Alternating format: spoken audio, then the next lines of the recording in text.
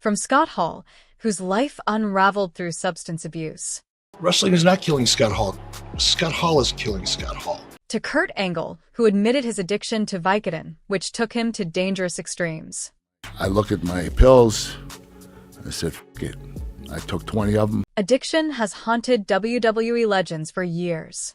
Here are 20 WWE stars who battled serious addictions, starting with one whose struggle nearly cost him everything.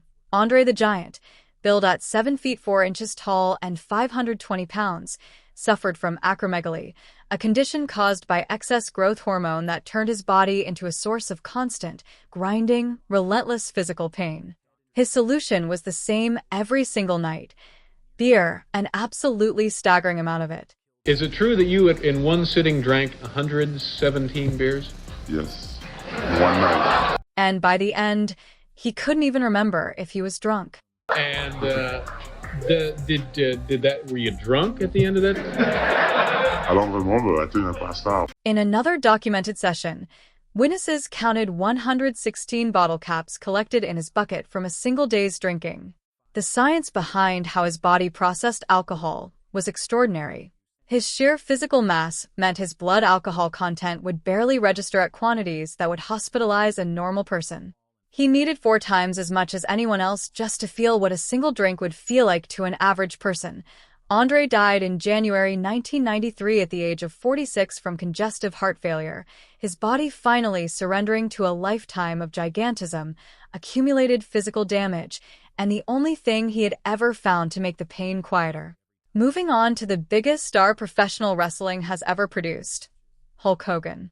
For a long time, Hogan was at the center of wrestling's biggest steroid scandal, later admitting to extensive anabolic steroid use throughout the 1980s and early 1990s. After more than 25 surgeries on his back, knees, hips, and shoulders, doctors prescribed opioids. Those prescriptions escalated into something that nearly ended his life: fentanyl patches on his legs, fentanyl pills twice a day, fentanyl lollipops, 15 of them every single day. And the thing that stopped me, the thing that shut me down completely, where I said enough's enough, is one night, it nearly killed him. His body twisted completely, with his head and shoulders contorting in opposite directions, forcing EMTs to carry him out of the house. they almost killed me with that stuff. So that's when I said, I'm done. He quit cold turkey, sweating through mattresses, losing 35 pounds, and hallucinating. Since then, he has credited a complete lifestyle overhaul, removing every pill and every drop of alcohol from his life. Up next, Ric Flair. The centerpiece of the Nature Boy lifestyle was alcohol, an amount that should have killed him long before it nearly did. How much do you drink a day? I said, I'll drink at least 10 beers and probably 5 mixed drinks. He said, well, how many days a week do that? I said, every day. 10 beers and 5 mixed drinks every day. He said, well, what do you mean every day? I said, I work every day. I drink the beer in the car, I get to the hotel, and I drink vodka. By Flair's own account, he maintained that level of consumption for nearly 20 consecutive years.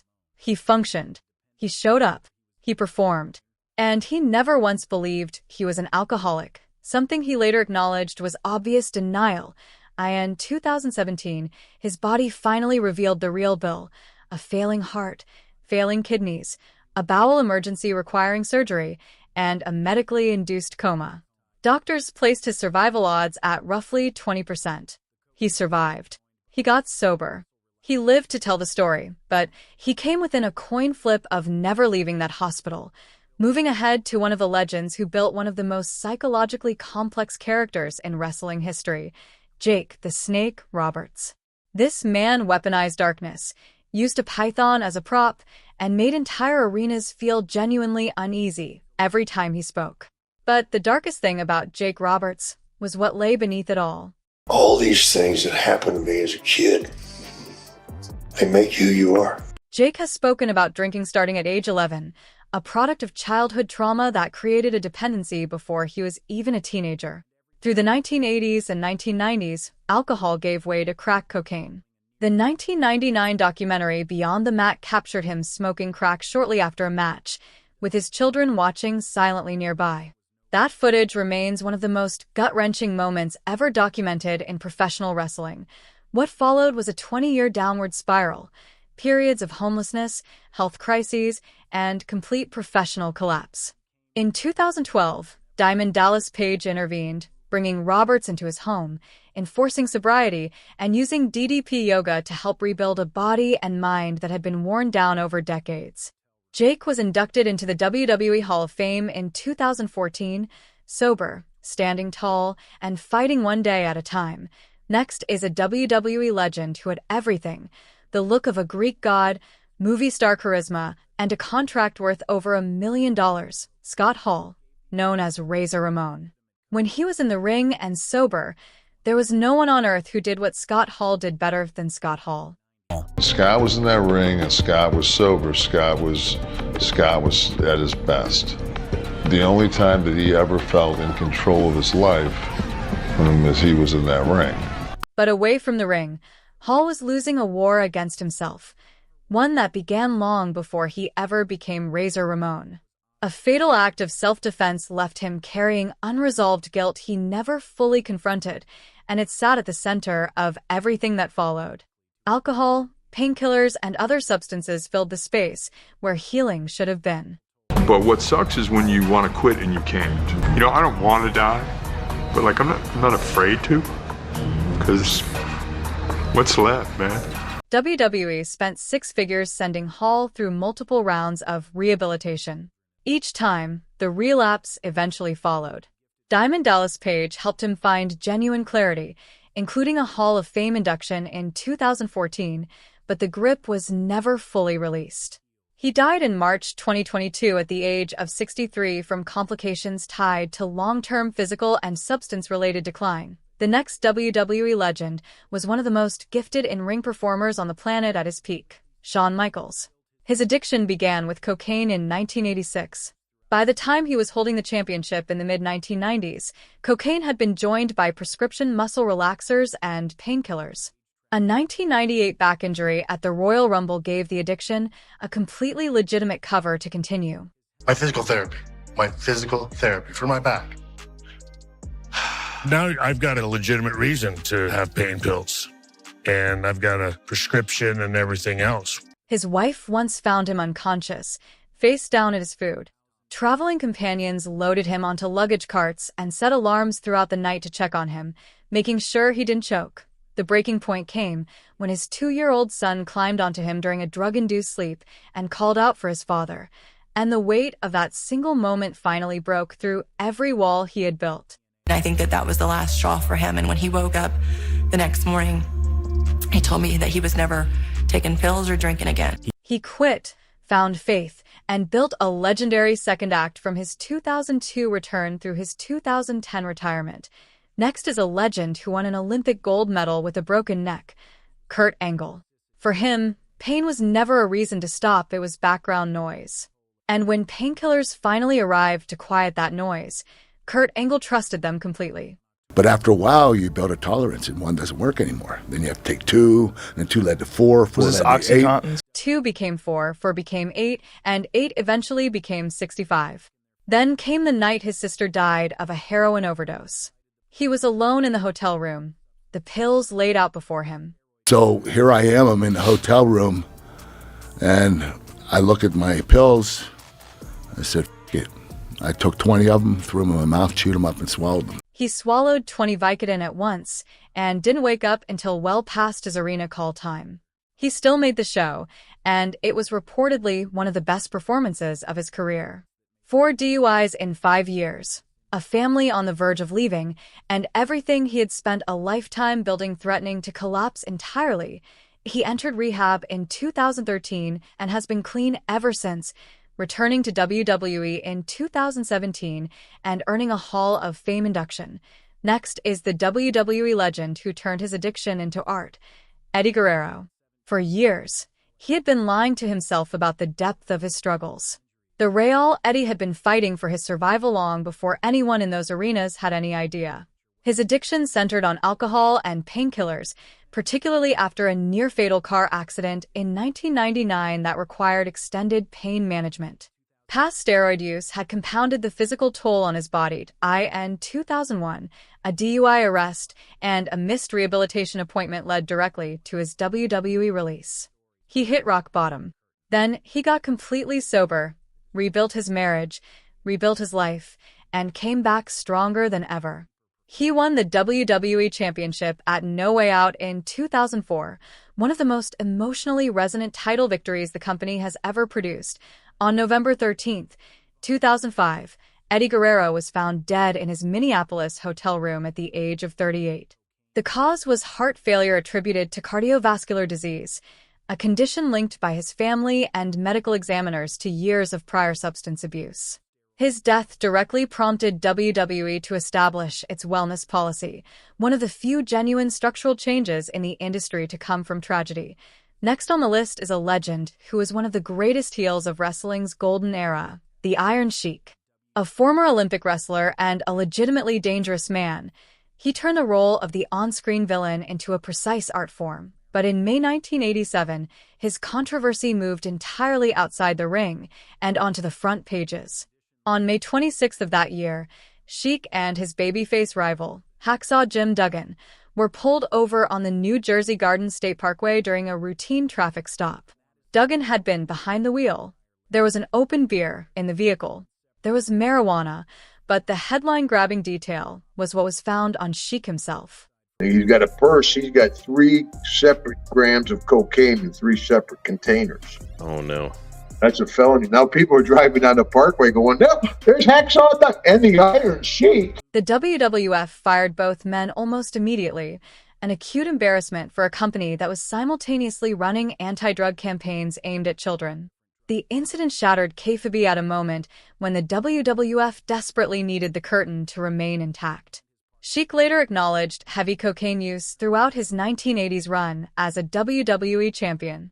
In later years, he achieved sobriety, became a viral social media figure, and was inducted into the WWE Hall of Fame in 2005, moving ahead to one of the most physically gifted wrestlers of his generation, Davey Boy Smith, the British Bulldog. A performer equally capable of delivering a power brawl or a technical exhibition, his main event match at SummerSlam in Wembley Stadium drew over 80,000 fans and remains one of the most celebrated bouts in European wrestling history. But his body became a battleground for substances that, in the 1980s and 1990s, were often considered standard practice at the top level of the industry. He began using anabolic steroids early in his career to build the physique that defined the British Bulldog character. A positive steroid test in 1992 led to his WWE release, costing him crucial momentum. His health declined steadily through the late 1990s. A 1997 WCW incident involving a stage trapdoor caused a severe staph infection, further damaging his already compromised body. Painkiller dependency followed. His personal life unraveled alongside his physical decline. He entered rehabilitation in 2000. On May 18, 2002, Davey Boy Smith died at the age of 39 from a heart attack while vacationing in Canada.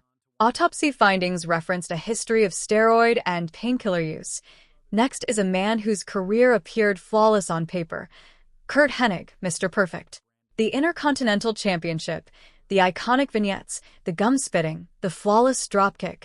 He built one of the most beloved characters in wrestling history, backed by some of the cleanest in-ring work of his generation. Behind the persona, however, was a man battling chronic pain and relying on the wrong tools to manage it. Hennig's struggles included cocaine, prescription painkillers, and steroid use, common throughout his era. His dependency deepened as the physical toll of his career accumulated. By the early 2000s, he was working independent dates and making occasional TNA appearances, but his condition had visibly declined. On February 10, 2003, Curt Hennig was found dead in a hotel room in Brandon, Florida, at the age of 44, the day before a scheduled match. The cause of death was ruled acute cocaine intoxication, which triggered a fatal cardiac event. His father, Larry the Axe Hennig, stated that long-term steroid and painkiller use also contributed to his decline. Up next is a member of one of wrestling's most famous dynasties, Kerry Von Erich, known as the Texas Tornado. Perhaps the most naturally gifted of the Von Erich brothers, he possessed a rare combination of charisma, physique, and connection with the audience. In 1986, a motorcycle accident severely injured his foot, ultimately leading to an amputation below the knee. Remarkably, Kerry wrestled for years with a prosthetic limb, a fact kept hidden from the public. The painkillers prescribed after the accident became a dependency that later expanded into cocaine use. Legal troubles followed, including charges for forging prescriptions and a pending cocaine possession case. Combined with the loss of his brothers and mounting personal struggles, the pressure became overwhelming. On February 18, 1993, Kerry Von Erich died by suicide at the age of 33 on his family's ranch in Texas. Toxicology reports found alcohol and cocaine in his system. His story was later explored in The Iron Claw, 2023, a long overdue examination of what that family gave to and lost in professional wrestling. Moving on to one of the most technically accomplished wrestlers in history, William Regal. A master of in-ring technique, Regal's real-life story of collapse and recovery is as compelling as anything he ever performed. In his autobiography, Regal detailed severe addiction issues during the 1990s, including heavy painkiller use that brought him close to death multiple times. In WWE, the consequences became public. Wellness policy violations in 2007 and again in 2008 led to suspensions and cost him a major push as Raw general manager following his King of the Ring victory. What sets Regal apart is how his story ends. He got clean. He rebuilt his life and established a respected second act as a mentor, producer, and authority figure. The damage was real, but so was the recovery. Next is one of the most beloved performers in WWE history, Jeff Hardy. Known for his fearless, high-risk style, Hardy's career took a heavy physical toll. His addiction to opioids, including Vicodin and Soma, developed from the injuries he sustained over years of extreme matches. Alcohol soon followed. He violated WWE's wellness policy multiple times and was released in 2009, the same year he had been WWE champion. Legal issues escalated, including a 2009 raid that uncovered drugs and led to trafficking charges. He served jail time, probation, and paid fines. Multiple DUI arrests followed in later years. Hardy has spoken openly about his struggles, showing the same resilience in his personal life that he displayed in the ring. Next is Sean Waltman, known as X-Pac, the 1-2-3 kid who shocked the world by defeating Razor Ramon. Waltman struggled with cocaine, methamphetamine, and painkiller addiction. He entered WWE-funded rehab multiple times over the years. A 2017 airport arrest involving suspected substances once again brought his struggles into the public eye. Since then, he has spoken candidly about his recovery journey and mental health battles, moving to a groundbreaking female figure in wrestling, Chyna, the ninth wonder of the world.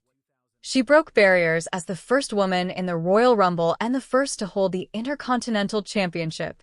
After her WWE release in 2001, her life took a difficult turn. She struggled with a combination of opioids, alcohol, and other substances. Her battles were documented publicly, including her appearance on Celebrity Rehab. On April 17, 2016, Chyna was found dead at the age of 46. The cause was ruled an accidental overdose involving alcohol and multiple medications. Her brain was later donated to CTE research. Though she was eventually inducted into the Hall of Fame, it came posthumously, far later than many believe it should have. Next is Bam Bam Bigelow, a rare, athletic marvel, over 300 pounds, yet capable of executing moonsaults with stunning agility. He developed a dependency on OxyContin due to chronic pain, which later expanded to cocaine and benzodiazepines. In 2000, he risked his life rescuing children from a burning building, sustaining serious burns. On January 19, 2007, he was found dead at the age of 45.